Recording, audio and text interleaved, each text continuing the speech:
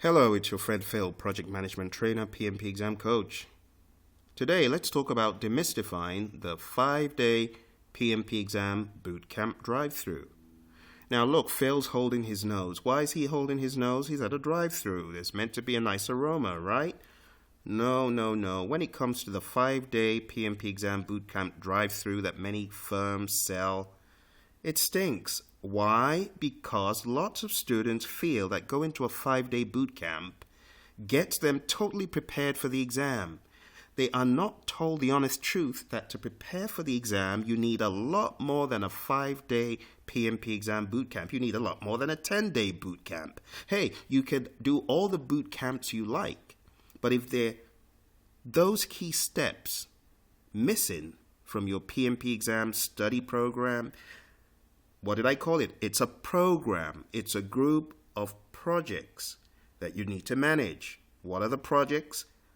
The 5-day boot camp is one. It doesn't have to be 5-day, but whatever study course you go to, that's one thing. But you also need to understand first at a high level the landscape. You also need to understand what it means to apply for the exam, which is a whole entire project on its own. You also need to understand what leads to your exam. What do you need to do to make sure that you are well prepared?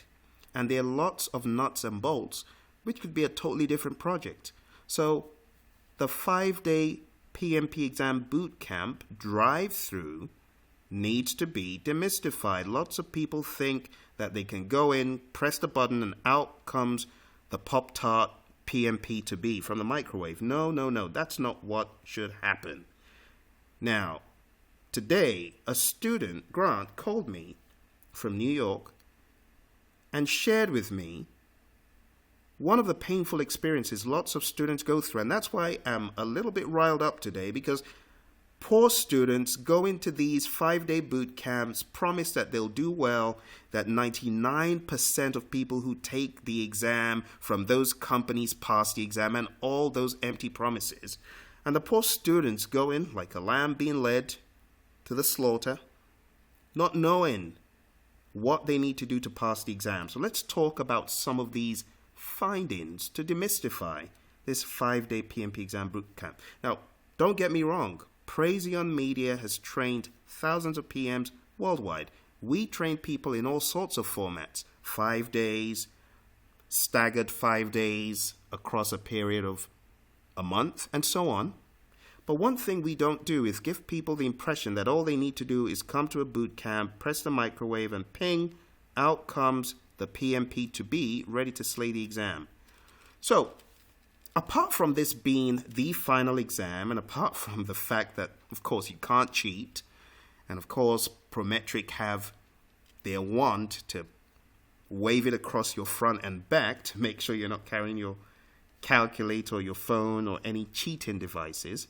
Hey, apart from that, it's a wild exam. This exam is like a bear on steroids. It's a crazy test, especially for those who don't know how crazy it is. It's even crazier. One of my students came out in 2010 from the exam. He said, Phil, what on earth were these people on? What kind of steroids were these people on? What kind of drugs? The people who wrote these questions, they must have been on drugs. That's what he told me.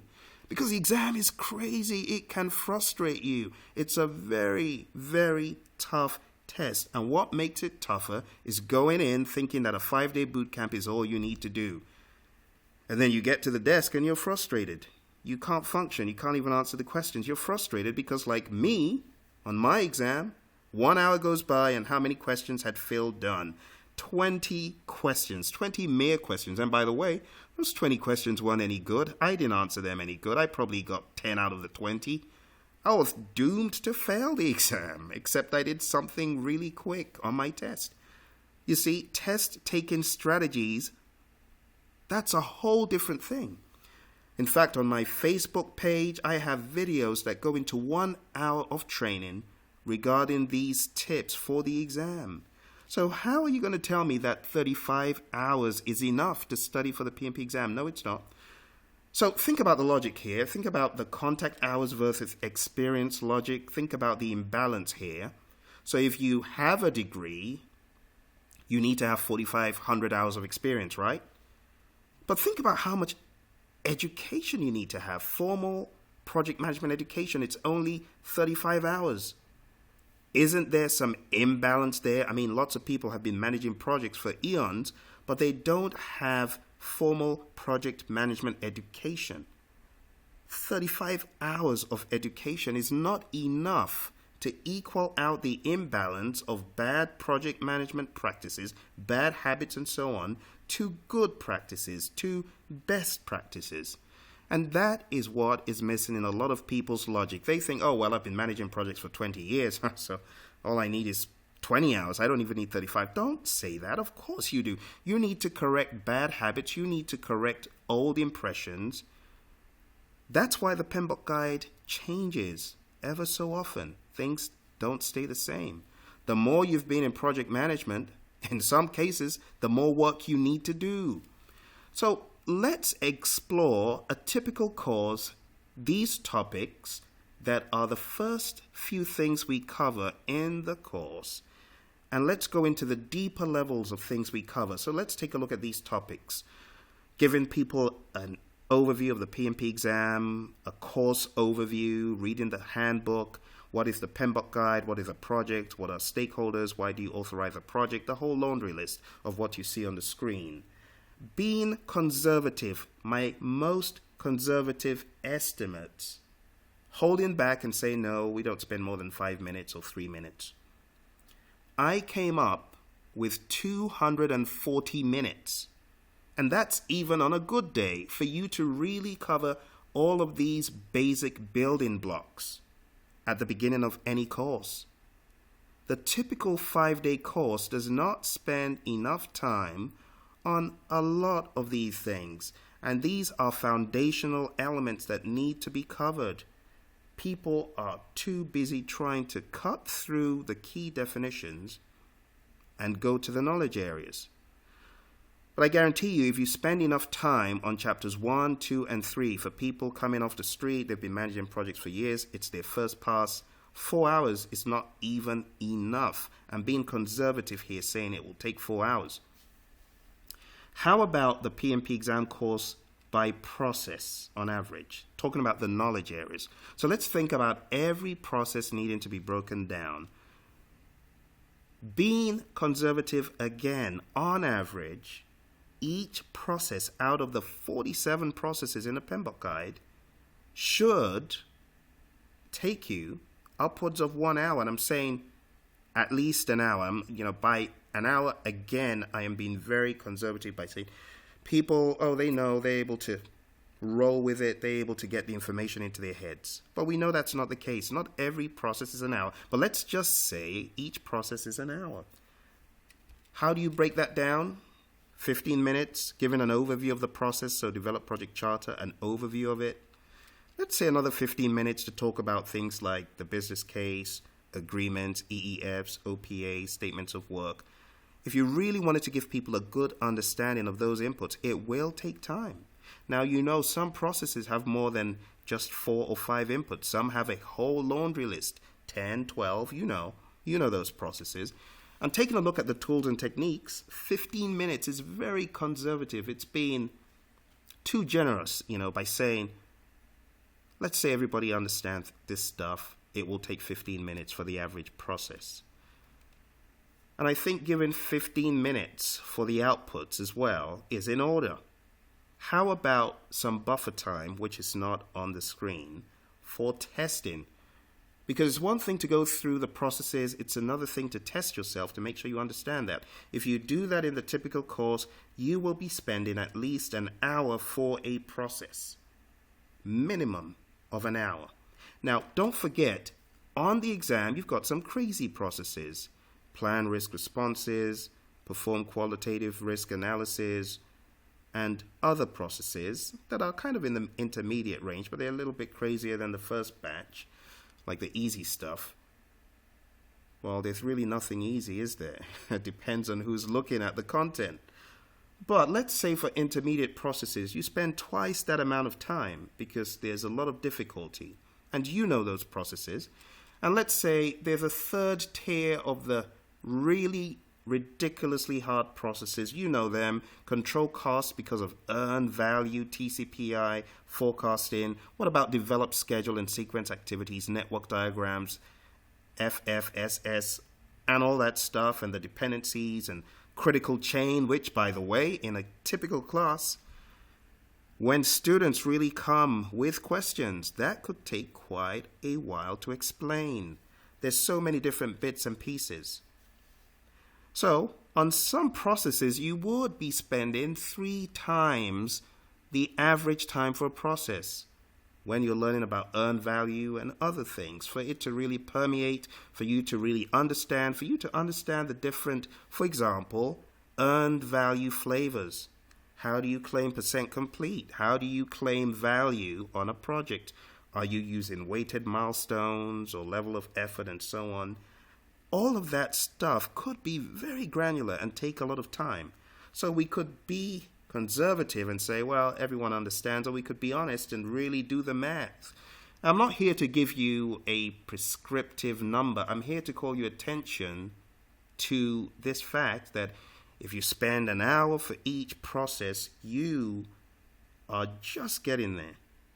So I'm going to be conservative and I'm going to keep it at 1. But you could be the judge. You know how long this stuff takes. So when you really add it all up, a lot of stuff comes to mind. In addition to all of these things, the students should take a mock exam. They should also take 14 quizzes, 1 for each chapter, and professional responsibility to make sure they really understand what they're studying. They should also take notes. Hey, that takes time. And they should also make flashcards and flowcharts. So by the time you add it all up, 35 hours is barely even cutting it into 2, in my opinion. By the time you throw in 5 hours, 4 hours for mock exam, and 1 hour to review the mock exam, and then 14 hours for the quizzes and to review the quizzes, we're talking about a whole lot of time, guys. So what is my conclusion here? You need significantly more than 35 hours for sincere and honest first pass in totality for the PMP exam. Even the CAPM exam, 23 hours, that's a joke. Try reading the PMBOK guide, going through it, understanding everything the way you should. 23 hours isn't enough if you're a CAPM candidate. So studying is an entirely different thing. It's one thing to go for the course. How about studying? What you're trying to do here, you're framing 3 to 20, for some people it's even 40 years of your experience in perspective. You're taking this experience you've had and you're trying to put it into the PMBOK guide frame or the PMBOK guide lens of understanding, to borrow a term.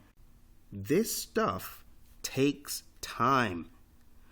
What you're also doing is deprogramming bad habits and learning new good ones. You're reprogramming other faultily installed ones. It takes time. Give yourself enough time.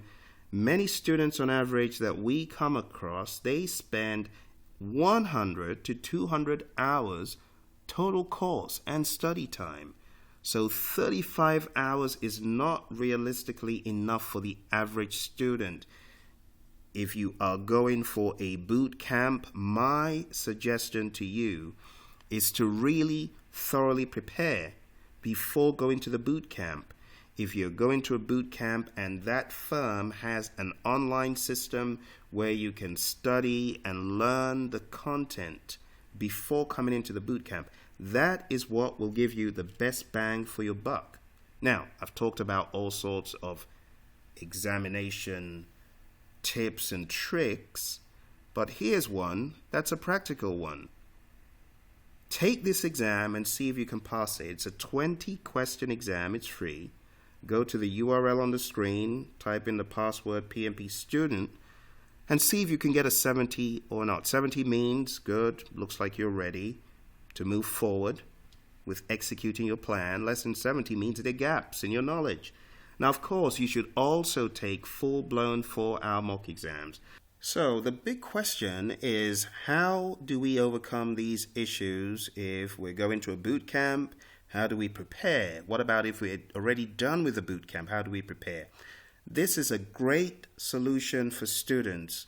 So many students across the world, as far as Saudi Arabia, UAE, in Europe, the UK, all sorts of places across the world, Canada, you name it. They've taken this course and it has added tremendous value to them in better understanding the content. I get calls from students time and time again saying they went to a lame boot camp and they were not able to really glean what they needed to from the boot camp.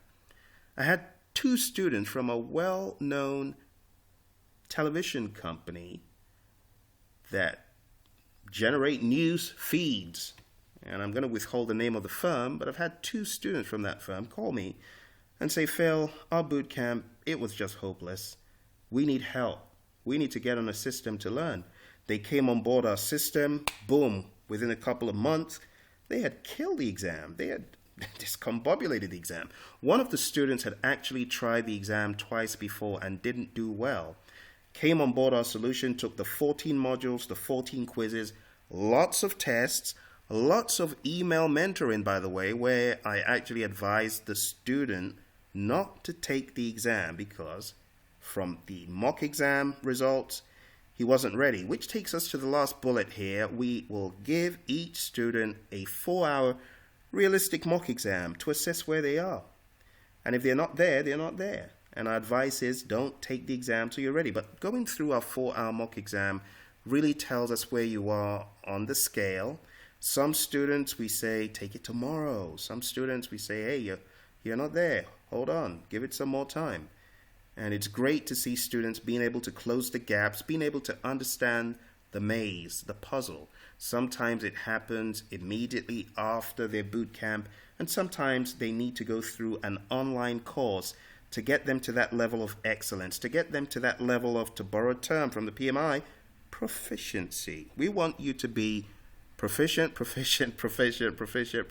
right? We want all proficients.